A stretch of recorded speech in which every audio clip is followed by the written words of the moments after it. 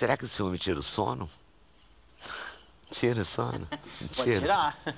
Há quem diga que é um bom motivo para ter insônia, né? O assunto distúrbios do sono, nós vamos conversar com o médico Fausto Ito. Então dormir. Hoje é do dia 16 ao dia 23. Isso. Hoje é o Dia Internacional, Dia Mundial do Sono. Do sono? Do sono, exatamente. Ah, é o dia Deus. em que a gente... Logo hoje, será que a gente vai dormir bem? Hoje ou vai dormir tarde? Exatamente, é o dia em que toda a comunidade científica se propõe a dar esclarecimentos, a falar sobre o assunto. Para quê? Para que a gente tenha um sono reparador, para que a gente consiga ter um sono reparador. Exatamente para isso tudo que a gente estava falando aqui, o comentário era muito de internet que a gente estava falando. Um dos grandes vilões do sono hoje é exatamente a internet. São as tecnologias que a gente tem hoje em dia que são os que a gente diz, os ladrões do sono. Então, em função de você ficar acordado no computador, ou ouvindo música, ou conversando com alguém, nas mídias, etc., isso faz com que a gente prive o nosso sono. Ao invés de a gente dormir, em média, as conhecidas 7,5 a 8 horas de sono por noite, acaba que a gente fica dormindo 6. E isso, a gente já sabe que desde a década de 60 até hoje, houve um decréscimo das horas de sono de cerca de 1h30 a 2 horas. Ou seja, antigamente a gente tendia a dormir essas 8 horas e hoje a gente tende a dormir 6. E isso causa uma série de transtornos no nosso organismo, de qualquer pessoa, do ponto de vista da manutenção de saúde, de alterações hormonais, de obesidade e dessas consequências, dessas repercussões, que normalmente são as repercussões cardíacas, passando até por depressão, por alguns problemas emocionais que podem causar insônia, que podem levar a pessoa a roncar, que pode levar essa pessoa a desenvolver uma apneia obstrutiva do sono, causando todo esse mal-estar na qualidade de vida das pessoas. Então, hoje é um grande alerta para que as pessoas não negligenciem o seu sono, não negligenciem o ronco também, por exemplo. Quer dizer, o dormir mal faz você viver mal. O dormir mal não só faz viver mal, como diminui a longevidade e prejudica o nosso rendimento no dia a dia. Por que prejudica a longevidade? Porque a pessoa que dorme mal, ela está mais sujeita a não ter a recuperação física e mental do nosso organismo. Ou seja, determinados tipos de hormônios que eram para ser produzidos de uma maneira correta durante o sono, não são produzidos. Então, há uma alteração metabólica em cima desse sono fragmentado, desse sono sem repercussão reparadora. Então, hormônios que controlam a nossa saciedade, por exemplo, como a leptina, como a grelina. Então, o que acontece? A leptina, ela controla a nossa saciedade. A grelina, ela aumenta a nossa vontade de comer. Durante o sono, essa saciedade, ela é diminuída porque essa produção do hormônio leptina está em alta, enquanto que a grelina está baixa. Se você tem um sono fragmentado, a grelina aumenta, a leptina diminui e te dá vontade de comer.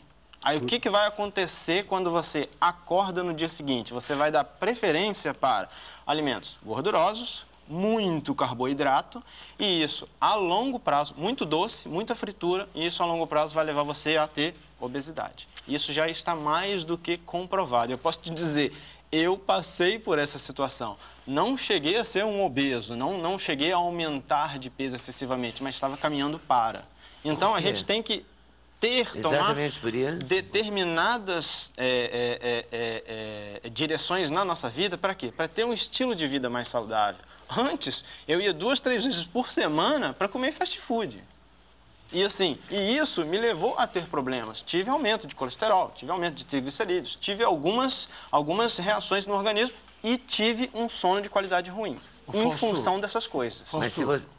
Desculpa, mas é isso que faz os chocolates desaparecerem misteriosamente durante a madrugada?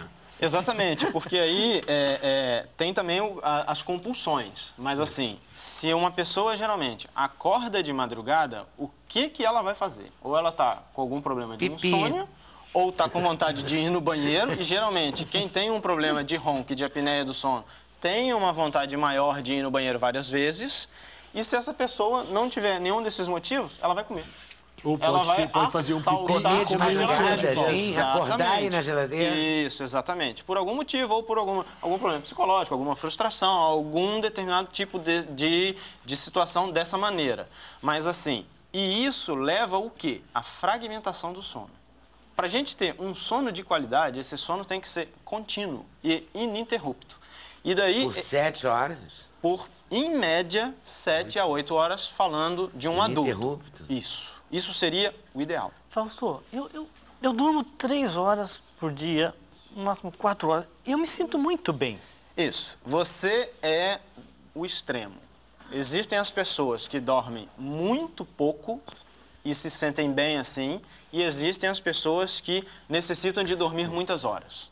Aí eu vou te dar um exemplo. Einstein dormia 12 horas. Então, assim, Einstein dormia 10 a 12 horas. Por exemplo, Thomas Edison, que foi o danado que inventou a lâmpada, dormia 3, 4 horas.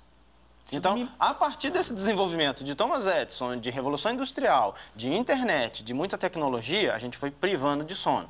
Assim, essas pessoas... Ele dormia pouco, inventou logo a luz. Exatamente. Então, assim, essas pessoas... Ele ficava acordado. Ele tinha que fazer alguma coisa para poder ficar acordado. Exatamente. Acordado de noite. Então, o que acontece? Porque hoje em dia a gente não tem todo esse tempo para dormir. É aí que está a grande questão. Porque, assim, a nossa sociedade... Eu faço conta toda noite. A modernidade, a sociedade 24 horas, quer sempre o quê? Que tudo esteja funcionando 24 horas por dia. E daí, as pessoas que tendem a fazer isso, é claro, em algum momento elas vão ter algum prejuízo na sua qualidade de vida e isso é certo. Isso a gente já sabe que é certo. Quem dorme menos de 6 horas por noite tem sérias consequências na sua qualidade de vida para desenvolvimento de doenças, principalmente. As principais que a gente sempre cita são as cardiocirculatórias, porque são as que mais matam no mundo.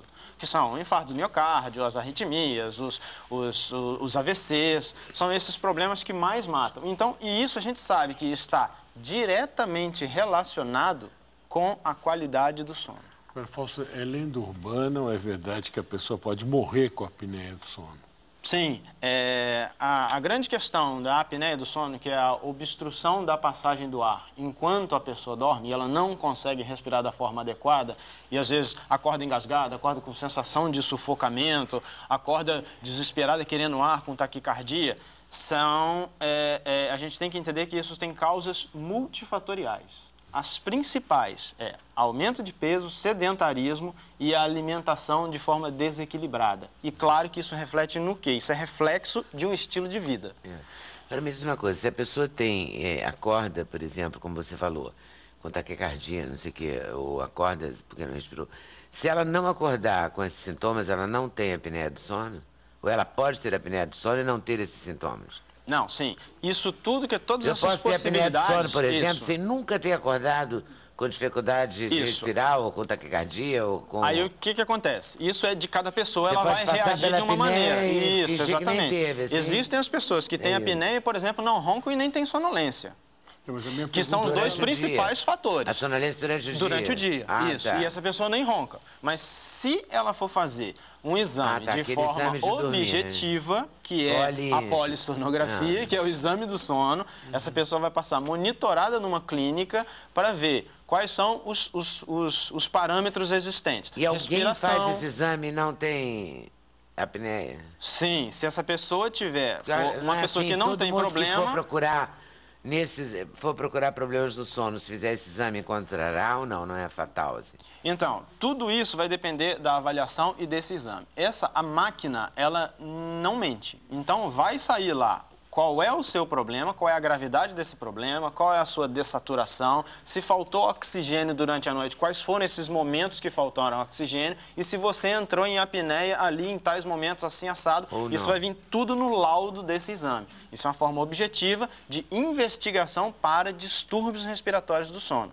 Então, com esse exame, você sabe, essa pessoa... Mas o que te leva a fazer esse exame? O que leva o médico a pedir esse exame? Os sintomas, o estilo de vida da pessoa, se essa pessoa está muito acima do peso, se essa pessoa ronca, se tem uma indisposição frequentemente, principalmente na hora que acorda, se acorda com dor de cabeça, se essa pessoa ronca alto e frequente, se essa pessoa tem muito sonolenta durante o dia, está com dificuldade, está com problemas cognitivos, neurocognitivos, que a gente chama, dificuldade de memória, dificuldade de concentração. Aí você vai fazer o exame para tirar a prova dificuldade de aprendizado. Para constatar e daí, se você tem ou não. Isso está indicado fazer um exame do sono para saber o que realmente está acontecendo durante o sono daquela pessoa. E se isso requer alguma forma de tratamento e que, de acordo com essa gravidade, qual vai ser essa forma de tratamento. Certo. Mas acho que hoje o bom é a gente fazer esse alerta de dormir, né? Isso, exatamente. O que a gente quer parar é exatamente pensar isso, né? parar para pensar Fique menos no tempo no nosso Twitter, estilo menos de no vida. Facebook, sei lá, Exatamente. faça alguma coisa por Evitar você, o sedentarismo, ter uma alimentação equilibrada, a prática de esportes. Um grande exemplo disso é a prática de esportes. O esporte por si só, a prática regular e de forma moderada por si só, é capaz de melhorar em cerca de 30% a 60% a qualidade do sono. Então, por isso, esse é um dos motivos que eu me tornei ultramaratonista. Comecei a correr em função disso. Mas aí, se você separar, né?